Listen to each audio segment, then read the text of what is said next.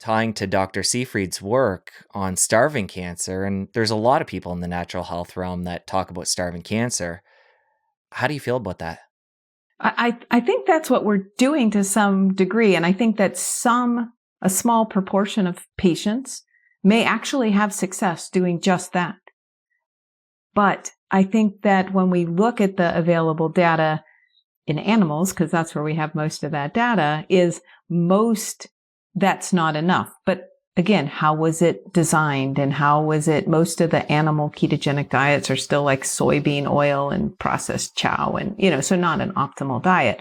But it was combining that starvation piece with oxidative therapies that seemed to be kind of the 1-2 punch.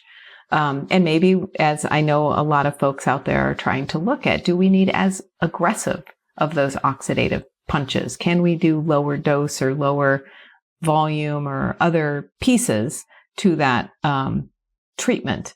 But I do think that, so if you look, I was trying to review a biochemistry slide, which I thought was quite interesting. So yes, when we have glucose available, right, we're trying to stimulate insulin, pull the glucose into the cell. When we have very low glucose, low insulin, and we're burning long-chain fatty acids, some of the breakdown products of long-chain fatty acids actually further block insulin. They lock it out saying, hey, we have enough fuel in this cell. Don't send me glucose. I don't need it. So there's like further starvation of the cell when we are burning that long-chain fatty acid for fuel. Interestingly, and maybe Dr. Seyfried knows more on this, but I was trying to read up on the glutamine piece, and what I was seeing was that ketogenic diets, very low carb or carbohydrate restriction and starvation may actually also lower glutamine. And then also that when you're in a ketogenic state, you're actually converting more glutamine to GABA, our happy hormone. So we're pulling, hopefully in a ketogenic state, not only are we providing less glutamine, we're also converting more of it out of a glutaminic state, glutamine state.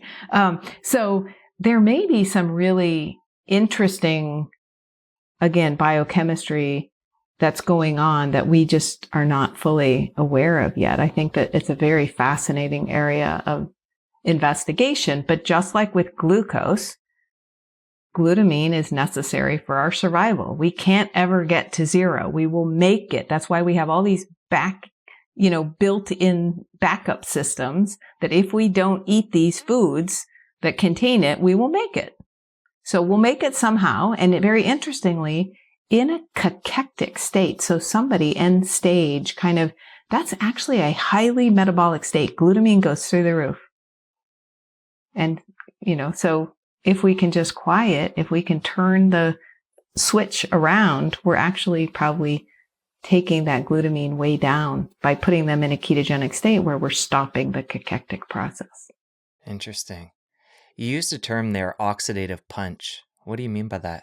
So those would be anything, that's going to provide that additional stress. So that would be radiation or chemotherapy or immunotherapies or hormonal therapies. But also if we go into the natural world, is that the high dose IV vitamin C's, the hyperbaric oxygens, the hyperthermia. So there's a lot of potential oxidative therapies that exist both in the quote unquote natural or alternative world as well as in the conventional world.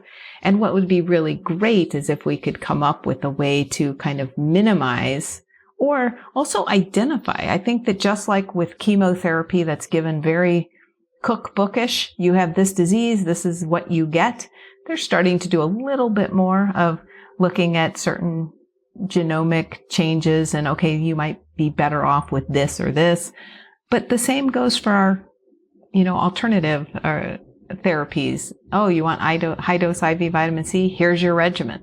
Is there a way to maybe look at people in a ketogenic state, in this optimal state, and can we do things differently? It would be really interesting, but unfortunately, there's not a lot of money in it. If you enjoyed that clip, press here for the full episode. I'll see you over there. This is your body saying, hey, I finally had to throw down this really big, scary word at you so that you would stop and listen, so that you would stop and look. And so now let's just work to see what is